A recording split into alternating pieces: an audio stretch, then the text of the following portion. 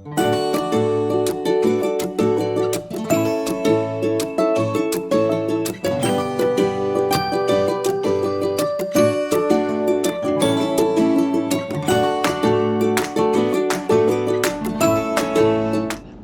Everyone. तो चलिए, आज एनडीए का एग्ज़ाम आपको मालूम है सबको कि 2025 का दूसरा एनडीए आज आपके सामने हुआ है और सभी अपने विद्यार्थीगण पहुंच चुके होंगे अपने अपने घर पर। तो भाई कैसा रहा एग्ज़ाम? मस्त। अगर पेपर की बात करूं तो अच्छा पेपर था, मतलब ये भी नहीं है कि कोई ईजियर वन हो। पेपर अच्छा था इन ऑल। अगर हम पेपर की बात करें तो सेट ए मैं यहाँ पे आपके सामने ले रहा हूँ। ये सेट ए है एनडीए 2। और अपने बारे में बोलूँ तो माई सेल्फ दीपक भारद्वाज, और पिछले करीबन 19 साल से जो है डिफेंस जो है एस्पिरेंट्स को मेंटोरिंग कर रहा हूँ। और आज के इस पेपर में पेपर का लेवल तो हम डिस्कस कर लेंगे बाद में भी। तो सबसे पहले जल्दी से आपको बता दूं कि हाँ पेपर कैसा हुआ, इसका सेट ए का जो है सॉल्यूशन क्या है एक बार आपके साथ शेयर कर दें, उसके बाद हमारी बातचीत जारी रहेगी। तो सेट ए मैं आपको बता रहा हूँ, जिनका भी सेट ए या बी या सी या डी रहा है वो अपने अपने क्वेश्चंस के साथ मैचिंग करके इस चीज़ को चेकआउट कर सकते हैं। तो पहले पेज के साथ मूव करेंगे। पहले पेज पर आपके क्वेश्चन नंबर 1 to 6 है। पहला क्वेश्चन आप देख सकते हो, सीक्वेंस इन सीरीज का है। इसका करेक्ट आंसर है ऑप्शन बी, यानी कि दूसरी बात सच है, पहली बात गलत थी। क्वेश्चन नंबर 2 सेट से था। हाँ, बच्चे लोग गलती कर देते हैं कि यार किसी ने दोनों मार्क कर दिए होंगे, सही है या कुछ है। तो पहला सही था, यानी कि ए में से बी को माइनस करने पर वही वैल्यू मिलेगी जो B complement minus A complement मिलेगी। तो पहला जो है इसका सही था।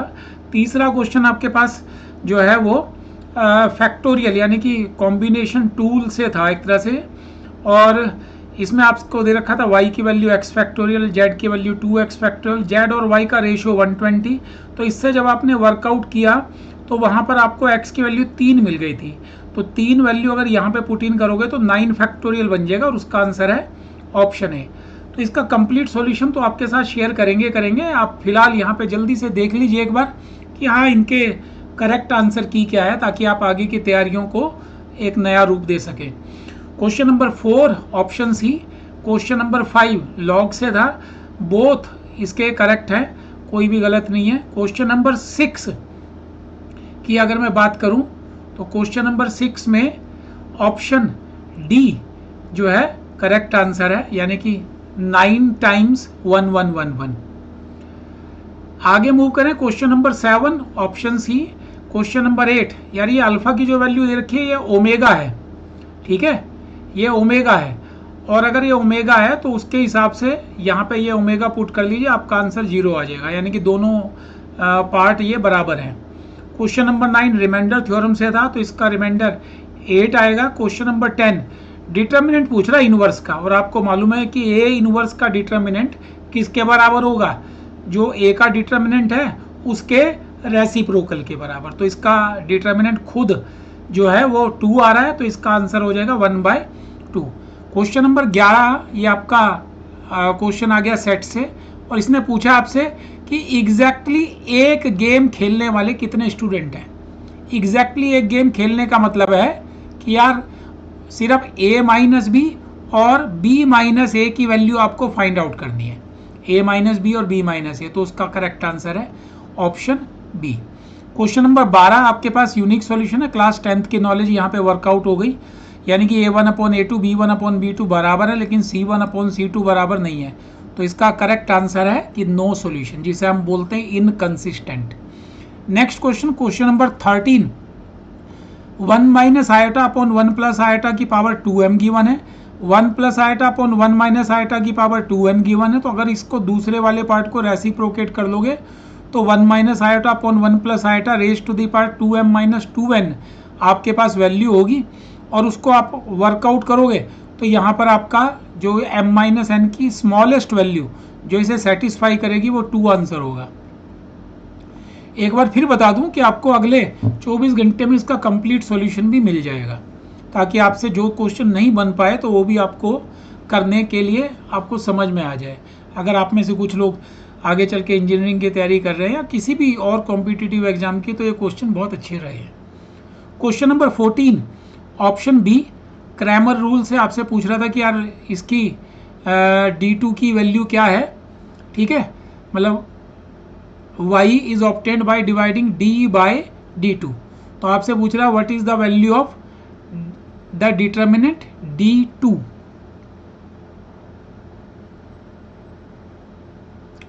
चलिए एक सेकंड मैं इस क्वेश्चन पे थोड़ा डाउटफुल हूँ, give me 1 second.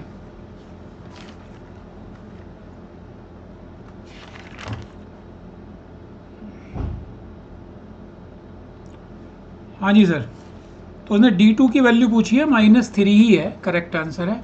Question number 15 जो है ए ऑप्शन है, यानी कि इनमें से तीनों फैक्ट में से कोई भी फैक्ट सही नहीं है।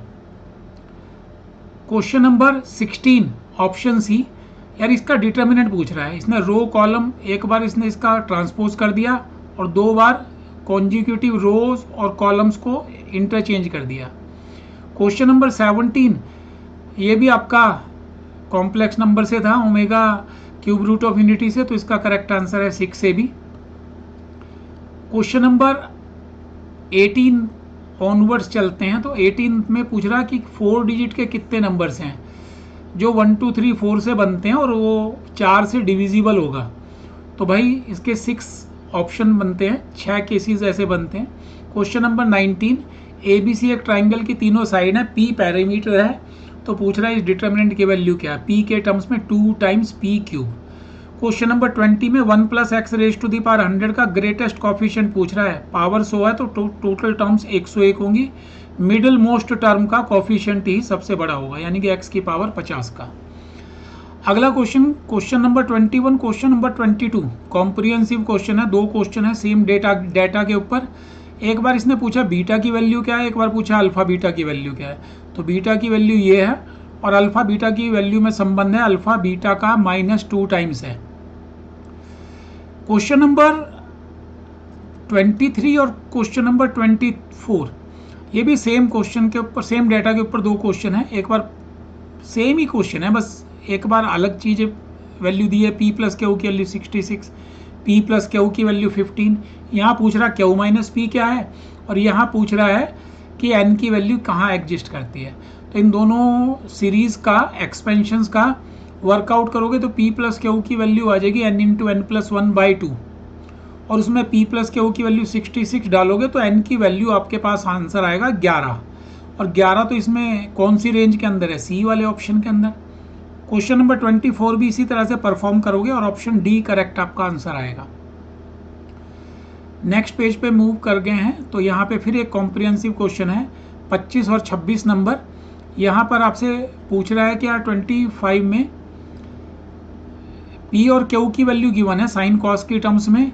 एक बार पूछ रहा P/Q की वैल्यू क्या है, वही साइन C + साइन D का फार्मूला लगा दिया और cos C + cos D का, और दूसरे में पूछ रहा P² - Q²। जब आपको P/Q की वैल्यू मिले तो इसमें और इसमें पुट करके आंसर निकल जाएंगे।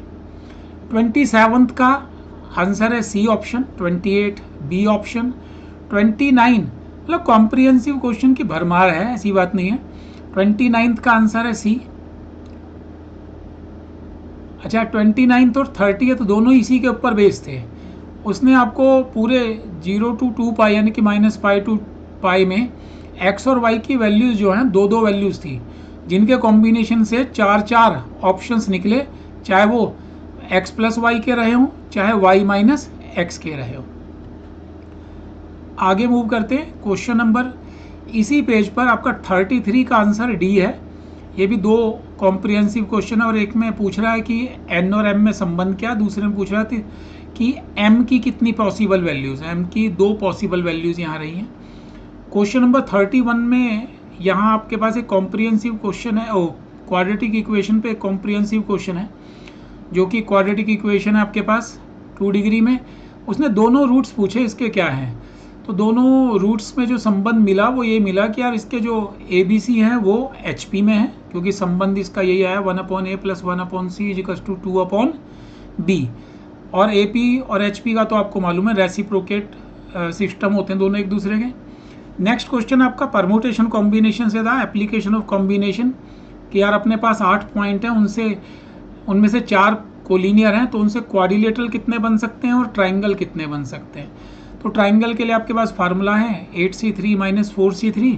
क्वाड्रिलेटरल के लिए आपके पास फार्मूला 8c4 माइनस वो केसेस जिनमें आप 4 पॉइंट में से 3 पॉइंट ले या 4 में से 2 ले, वो उन केस में क्वाड्रिलेटरल नहीं बनेगा। तो इसका आंसर जो है 53 करेक्ट आंसर है, और इसका आंसर 52 है ट्राइंगल के केस के लिए अगर बात करें। जल्दी से एक बार नज़र डाल देते हैं नेक्स्ट क्वेश्चन पे, वो भी क्वाड्रेटिक पॉलिनोमियल से ही था। और यहाँ पे आपसे पूछ रहा है कि इस क्वेश्चन में कि अगर फंक्शन जो हमको गिवन है ax² + bx + c, जो कि क्वाड्रेटिक पॉलिनोमियल में f1 f4 की वैल्यू 2 है, और उसने कहा कि 2 इसका एक रूट है, तो दूसरा रूट क्या है 3 है, ठीक है। और ए बी सी तीनों का सम जब आप इसे सॉर्ट आउट करोगे तो वो भी 2 ही आएगा। 39 ऑनवर्ड्स बात करें तो मैट्रिक्स का क्वेश्चन है, ठीक है। डाटा आप देख सकते हो, अगर इसका आप डिटर्मिनेंट निकालोगे तो 1 ही आंसर आ जाएगा। तो वो पूछ रहा है A4 का डिटर्मिनेंट क्या है, यार तो जो A का डिटर्मिनेंट है उसकी पावर 4 कर दो, 1 ही रहेगा। एडजॉइंट A के इनवर्स का डिटर्मिनेंट, तो एडजॉइंट A का तो आपको मालूम है ना डिटर्मिनेंट क्या होता है, वो उसके यहाँ पे डिटर्मिनेंट नहीं पूछ रहा, एडजॉइंट A का इनवर्स पूछ रहा है। तो भाई आपको मालूम है यार A का इनवर्स क्या होता है, A का इनवर्स होता है एडजॉइंट A अपॉन A का डिटर्मिनेंट। यहाँ पे उल्टा पूछ रहा तो इसका आंसर हो जाएगा A। नेक्स्ट पूछ रहा बाइनरी नंबर से 2 नंबर्स का सम, जो आपके पास आंसर आएगा ऑप्शन A। क्वेश्चन नंबर 42 भाई सेट्स का क्वेश्चन है। X सेट में इतने एलिमेंट है 3n, Y में 2n है और n एलिमेंट्स कॉमन है। तो पूछ रहा how many elements are there in there cartesian product. तो भाई x - y और y - x का कार्टेशियन प्रोडक्ट निकालना, तो उसे आप वर्कआउट करोगे तो 2n² आपको ऑप्शन मिलेगा। नेक्स्ट पे जाए तो थोड़ा अच्छा क्वेश्चन था, एक रिलेशंस के ऊपर बेस्ड क्वेश्चन है। इसने आपसे कहा था कि मोड x की वैल्यू y से छोटी होनी चाहिए। x सेट में आपके पास वैल्यू है -323, y सेट में 0149। तो जब आप वर्कआउट करोगे तो टोटल वैल्यू तो ज़्यादा आएंगी, लेकिन जो इसको सेटिस्फाई करें ऐसी सिर्फ 15 वैल्यूज होंगी। क्वेश्चन नंबर 44 जो आपके पास क्वेश्चन है, इसमें आप देखिएगा यहाँ पे आपको दिया है कि x एक n/n ऑर्डर मैट्रिक्स है, determinant of mx m⁴n determinant x, ये आपके पास प्रॉपर्टी है kx का determinant k⁴n determinant of x। तो इसका मतलब दोनों सही हैं, और भाई दोनों दूसरे में यही कहा उसने कि स्टेटमेंट 2 में कि y एक मैट्रिक्स है जिसे x से मल्टीप्लाई कर रहे हैं रो या कॉलम में जिससे भी है, तो डिटर्मिनेंट ऑफ y उसी का m टाइम्स होता है। तो इसी प्रॉपर्टी का यहाँ पे यूज़ किया था, यानी कि ऐसे सपोर्ट करती है, तो दोनों सही हैं। लेकिन ऑन द कॉन्ट्रेरी अगर इसके दूसरे क्वेश्चन पे आएँ तो यहाँ मैट्रिक्स गिवन है, स्टेटमेंट ए में कहा है फर्स्ट में कि m का इन्वर्स एग्जिस्ट नहीं करता। ये बात सच है, जब आप इसे वर्कआउट करोगे तो ये सिंगुलर मैट्रिक्स मिलेगी, लेकिन स्टेटमेंट 2 में उसने सिंगुलर ना बोल के नॉन सिंगुलर बोल दिया, तो ये दूसरा स्टेटमेंट इसका गलत है। वो तो पहला सही है, दूसरा गलत है। नेक्स्ट क्वेश्चन है आपके पास जो है कॉट इनवर्स 9 और कॉसिकेंट इनवर्स √41/4। जब आप इन दोनों को वर्कआउट करोगे तो आपका सॉल्यूशन आ जाएगा π/4। Guys moving ahead next sheet पर, क्वेश्चन नंबर 47 ये आपके पास ट्रिग्नोमेट्री से था, और वो आपसे पूछ ही रहा है कि कितनी थीटा की वैल्यू है जो दोनों रिलेशंस को सेटिस्फाई करती है। भाई एक ही है। क्वेश्चन नंबर 48 में x + 1/x की वैल्यू दे रखी है 2 cos थीटा, क्यूब की वैल्यू पूछ रहा है, तो भाई दोनों साइड क्यूब कर दो और आपके पास आंसर आ जाएगा 2 टाइम्स cos 3 थीटा। मतलब ये cos 3 थीटा का फार्मूला यहाँ पे बन जाएगा, उसका डबल हो जाएगा। 49 में भी आपको कहा कि पहले क्वाड्रेंट में x है और x की जो है कितनी वैल्यूज़ हैं जो इसे सेटिस्फाई करेंगी, तो सिर्फ एक ही वैल्यू आपको ऐसी मिलेगी जो इसे सेटिस्फाई करेगी। क्वेश्चन नंबर 50 में आपके पास इनवर्स ट्रिग्नोमेट्री से क्वेश्चन था, tangent of half secant inverse 2/√3। तो जब आप इसे सॉल्व करोगे तो 2 - √3 आपका आंसर आएगा। अगला फिर एक कॉम्प्रिहेंसिव क्वेश्चन आ गया। एक प्लेन है जो पैरेलल है किसी लाइन के जिसका डायरेक्शन रेशियो 1:3 है, एंड कंटेन द लाइन, ठीक है, of intersection of these two planes, यानी कि फैमिली ऑफ प्लेन्स दोनों दे रखे हैं।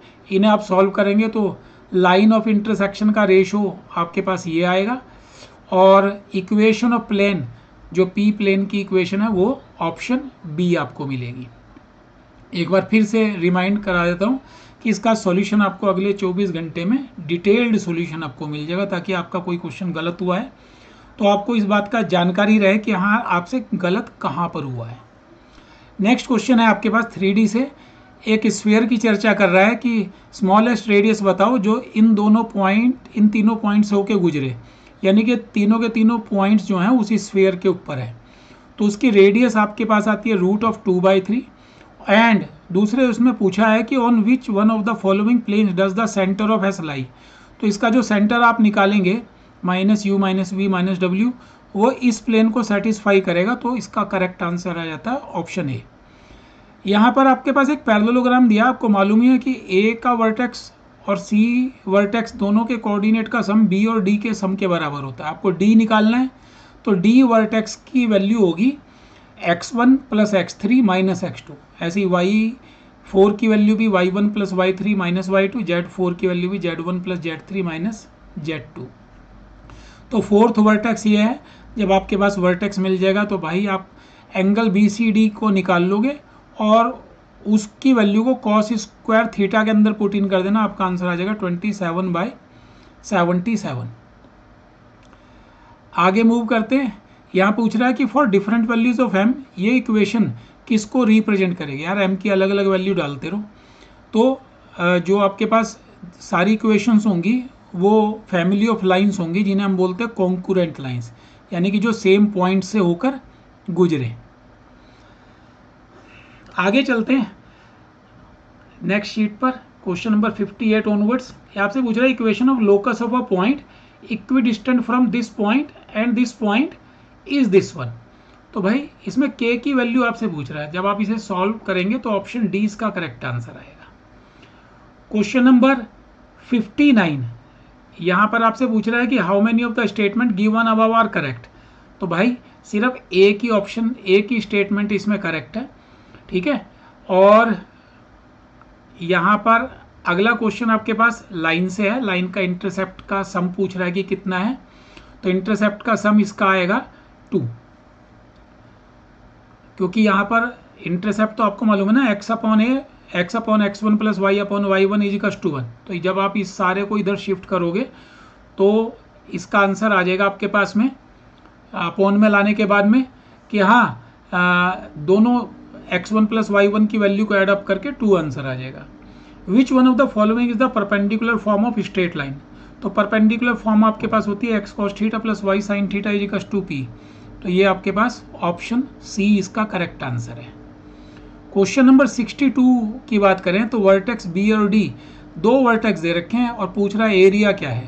तो यार दोनों वर्टेक्स जब आपके पास बी और डी दे रखे हैं तो इससे आपको डायगोनल मिल जाएगा, और डायगोनल की लेंथ आपके पास हो तो उससे आप निकाल सकते हैं 1/2d², यानी कि डायगोनल की लेंथ से जो है उसका स्क्वायर करके हाफ टाइम्स करके आपको आंसर मिल जाएगा। 2D का क्वेश्चन है। नेक्स्ट क्वेश्चन में जाएं 63 पर। तो यहाँ पे साइन थीटा की वैल्यू पूछ रहा है, जबकि थीटा एक्यूट एंगल है इन दोनों लाइंस के बीच में। तो एंगल निकाल लो और उसके बाद वर्कआउट कर दो। डायरेक्ट आप कॉस थीटा का फार्मूला निकाल दो और उससे साइन थीटा जो है वर्कआउट कर लो। नेक्स्ट क्वेश्चन में पूछ रहा है कि यार एक सर्कल दे रखा है, टच करता है एक्स एक्सिस को P पे, Y को Q पे, तो PQ की लेंथ बताओ। तो ऑप्शन ए करेक्ट आंसर है। यहाँ आपका पास क्वेश्चन डॉट प्रोडक्ट दे रखा है ए और बी का, P और Q का क्रॉस प्रोडक्ट आपसे पूछ रहा है। तो यार P और Q दोनों आपके पास वैल्यू दे रखी है, क्रॉस प्रोडक्ट निकालो। डिटर्मिनेंट दोनों के मॉडुलस दे रखे हैं, ए और बी का 2 वो उसमें यूज़ कर लेना, और P क्रॉस Q का मैग्नीट्यूड आपको मिल जाएगा। फार्मूला आपके पास है P क्रॉस Q मैग्नीट्यूड और P डॉट Q मैग्नीट्यूड का, दोनों के मैग्नीट्यूड का स्क्वायर सम उनके मैग्नीट्यूड के स्क्वायर के प्रोडक्ट के इक्वल होता है। What is the distance between the foci of hyperbola, तो 2 times under the root A square minus B square modulus, तो इसका आपके पास डिस्टेंस ये निकल जाएगी √5। क्वेश्चन नंबर 67 में पूछ रहा है कि how many of the following can be a vector perpendicular to these two. ठीक है, तो भाई इन दोनों के परपेंडिकुलर होना चाहिए। तो आप एक काम करो, चाहो तो इन दोनों का एक क्रॉस प्रोडक्ट निकाल लो, ये सब के सब उसके लैम्डा टाइम्स हैं, तो ऑल 3 आर करेक्ट आंसर। अच्छा, साथ ही साथ आपको ये भी शेयर कर दूं कि हाँ, बहुत जल्दी आपके लिए यहाँ पर मेरे कोर्सेज भी आ रहे हैं, जिसमें आप ऑनलाइन ऑफलाइन जैसे भी चाहें आप ज्वाइन कर सकते हैं मिनिमल फ़ी के साथ में। यानी कि आपको कोई बड़े इंस्टीट्यूट या अन्य जगहों को जो है एडमिशन लेने की आवश्यकता नहीं है, घर बैठे आप पढ़ाई अपनी कर सकते हैं। और अगर आप मेरी एरिया में रहते हैं तो आप ऑफलाइन भी मुझे ज्वाइन कर लेते हैं। फ़ीस दोनों के लिए बहुत ही नॉमिनल फ़ीस रहेगी। 1-to-1 आपको अटेंशन मिलेगी, सिलेबस भी आपका टाइमली ख़त्म होगा अपनी पढ़ाई के साथ साथ, और कहीं भी कोई भी डाउट है उसके लिए व्हाट्सएप ग्रुप आपके पास रहेगा, जिसके थ्रू आप अपने कोर्सेज के दौरान कभी भी कोई भी डाउट, जिस समय आप मेरे साथ नहीं जुड़े हुए हैं उस समय भी पूछ सकते हैं। लाइव क्लास में तो आप पूछ ही सकते हैं, अदर में भी पूछ सकते हैं। अपकमिंग कोर्सेज दोनों मैंने जैसे बताया ऑनलाइन ऑफलाइन आपको दोनों अवेलेबल हैं। ठीक है, और यहाँ पर ऑनलाइन ऑफलाइन कोर्स के लिए मेरा रेजिडेंस का एड्रेस आपको यहाँ पे गिवन है। ठीक है, और व्हाट्सएप नंबर आपके पास मैं उपलब्ध करा रहा हूँ, तो उस पर आप कांटेक्ट कर सकते हैं। कोर्सेज जो अभी शुरू होने जा रहे हैं कल से, वो हैं CDS के लिए upcoming 2026 first batch of CDS के लिए, जिसकी फ़ीस भी यहाँ पर मेंशन की है, बिल्कुल नॉमिनल फ़ीस है रहेगी। नेक्स्ट 2026 फर्स्ट NDA के लिए भी सेम फीस रहेगी आपके पास। आप घर से भी जुड़ सकते हैं, ऑफलाइन अगर मेरे आसपास हैं तो वहाँ भी आप जुड़ सकते हैं। हाँ, ये कोर्स इस समय रनिंग है SSC CGL के लिए। ठीक है, तो उसमें आप एनरोल करा सकते हैं, फीस वगैरह सब कुछ मेंशन है। ये व्हाट्सएप नंबर हैं जिनके थ्रू आप जुड़ सकते हैं। हाँ, एक चीज़ जरूर कहूँगा कि हाँ, इसका सॉल्यूशन मैं आपको उपलब्ध यहाँ पे करा ही रहा हूँ, और बाकी जो मेरे अपकमिंग कोर्सेज हैं वो आपको बहुत जल्दी जो है यहाँ पर मिलने वाले हैं। तो आप उस चीज़ से बेफिक्र रहिए कि ये कोर्सेज आपके पास जल्दी से जल्दी आपको मिलेंगे, और आपकी भी कोई अपनी क्वेरीज हों तो वो भी आप व्हाट्सएप पर शेयर कर सकते हैं, ताकि आप जो है जल्दी से जल्दी और ज़्यादा से ज़्यादा बेनिफिट ले सकें। वापस चलते हैं, question number 68 option C correct है इसका। क्वेश्चन नंबर 69 ये आपका 3D से ही है, और इसका करेक्ट ऑप्शन है ऑप्शन ए। क्वेश्चन नंबर 70 यहाँ पे आपको फोर्स दे रखा है और टॉर्क पूछ रहा है, तो आंसर आता है लैम्डा की वैल्यू यहाँ पर -2। Question number 71 option A. Question number 72 यहाँ मतलब लिमिट से क्वेश्चन था, ये दोनों आपको फाइंड आउट करनी है। क्वेश्चन नंबर 73 अगेन एक कॉम्प्रिहेंसिव क्वेश्चन है, f(x) mod x, और वैल्यू पूछ रहा है -1 के अबाउट। तो -1 के अबाउट, तो -1 के लेफ्ट और राइट नेबरहुड में फंक्शन आपके पास -x² रहेगा, तो आप निकाल सकते हैं, ऑप्शन ए आपको मिलेगा। क्वेश्चन नंबर 74 एरिया पूछ रहा है, वो आप डायग्राम ड्रॉ करके ऑप्शन डी आपका करेक्ट आंसर है। क्वेश्चन नंबर 75 फंक्शन है इंक्रीजिंग डिक्रीजिंग पूछ रहा है और डिफरेंशिएबिलिटी पूछ रहा है, तो इसका करेक्ट आंसर सी है, यानी कि ये दोनों स्टेटमेंट इसके आपके पास करेक्ट है। क्वेश्चन नंबर 76 77 फंक्शन आपके पास गिवन है रैशनल फॉर्म में, और फंक्शन ही के ऊपर क्वेश्चन है, बस x की जगह आपने ऊपर f(x) की वैल्यू को f(x+1) से डिवाइड करना, आपका आंसर इसके बराबर होगा, ऑप्शन ए। क्वेश्चन नंबर 77 भी उसी डाटा का यूज करके ऑप्शन डी आपके पास करेक्ट आंसर आएगा।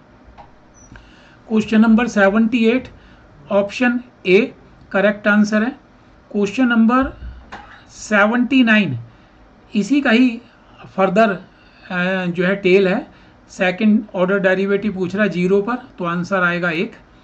यहाँ 80 नंबर भी इसी का ही है, अगर उसी डाटा में x की जगह साइन थीटा पुट कर दो तो आपका करेक्ट आंसर आएगा थीटा सीकेंट क्यूब थीटा।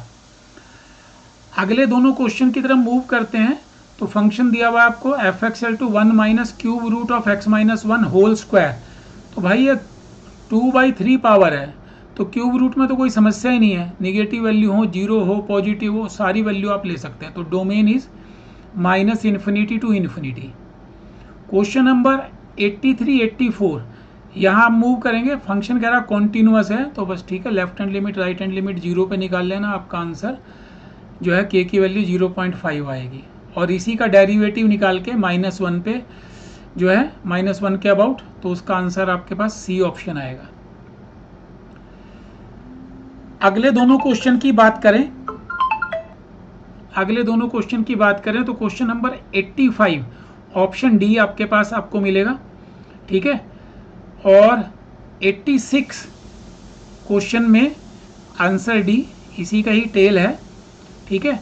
और क्वेश्चन नंबर 87 दोस्त, 87 आपके पास फंक्शन से क्वेश्चन है, मॉडुलस का फंक्शन है, तो आप 3.5 पर इसको सॉर्ट आउट कर लो, आपका आंसर 0 आ जाएगा। क्वेश्चन नंबर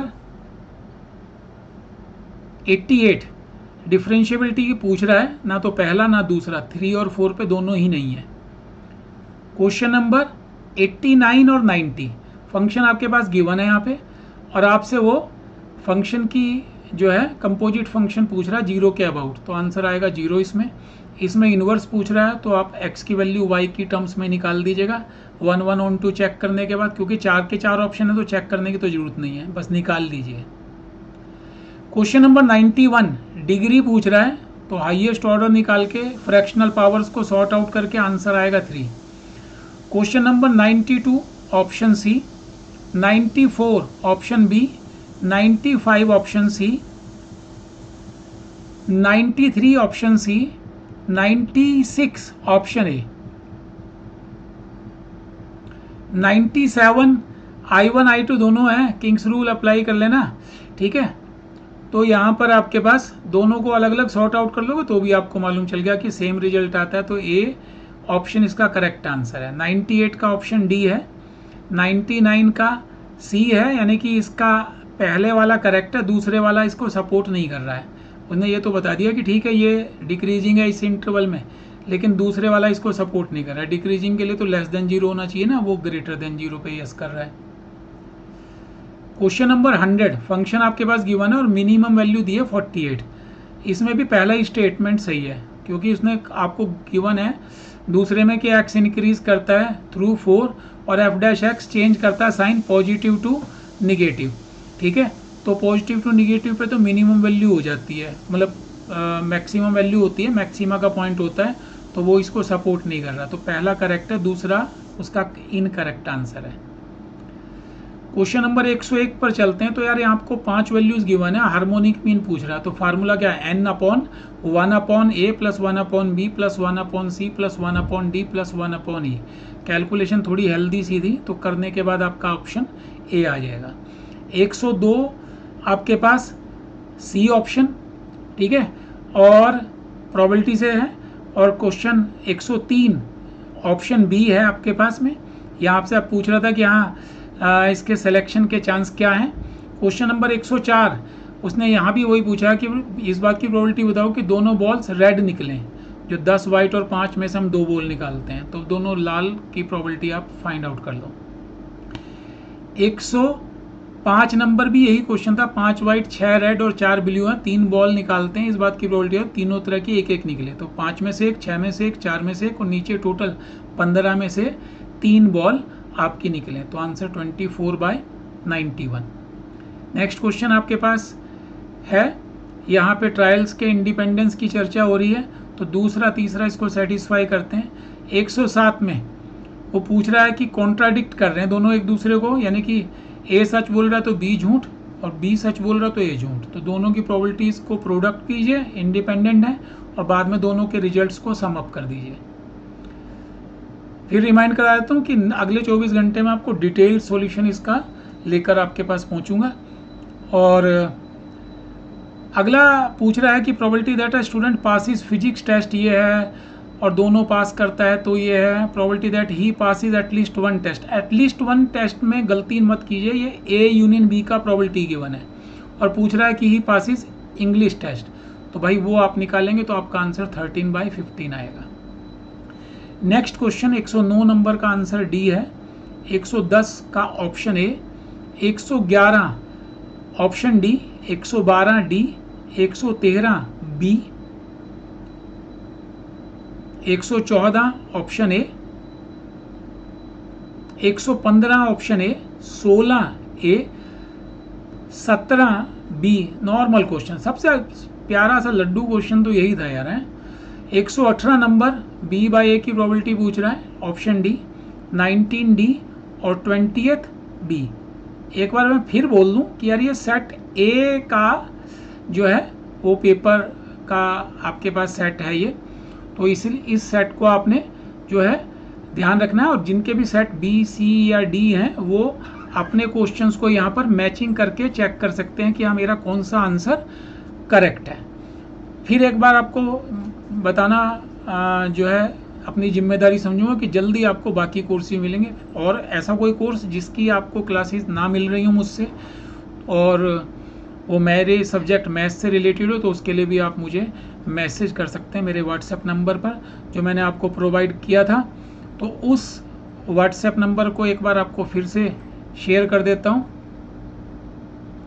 उस पर आप अपना संदेश भेज सकते हैं, उसे ज्वाइन भी कर सकते हैं। दोनों व्हाट्सएप नंबर हैं, इन्हें आप ज्वाइन कर सकते हैं और मेरे यूट्यूब चैनल से भी जुड़ सकते हैं। आपको वीडियो कैसा लगा, पसंद आया है, लाइक कीजिएगा, शेयर कीजिएगा अपने दोस्तों तक ताकि उन तक भी हम पहुंच सकें। God bless you. कहीं कोई गलती हो गई हो तो माफ़ी चाहूँगा। जल्दी मुलाकात करते हैं अगले वीडियो में।